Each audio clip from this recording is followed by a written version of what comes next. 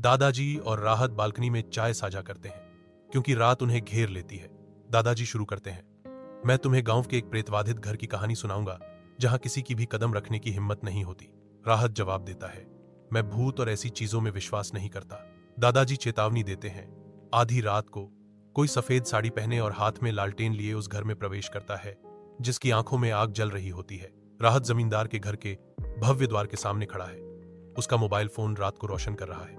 दरवाजा हिंसक रूप से खुलता है, रात की चुप्पी को तोड़ता है और राहत को चौंका देता है। सत्य की प्यास से प्रेरित होकर राहत आगे बढ़ता है, अपने दादाजी की कहानी का सामना करने के लिए तैयार।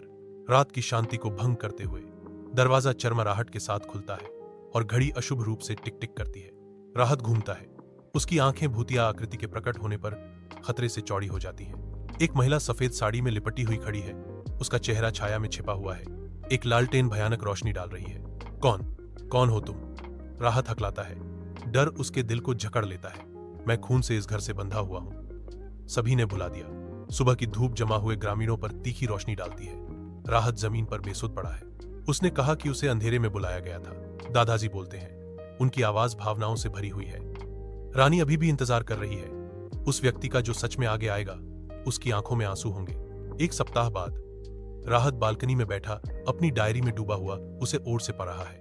उस रात उसकी मौत नहीं हुई, लेकिन कुछ उसके अंदर चला गया।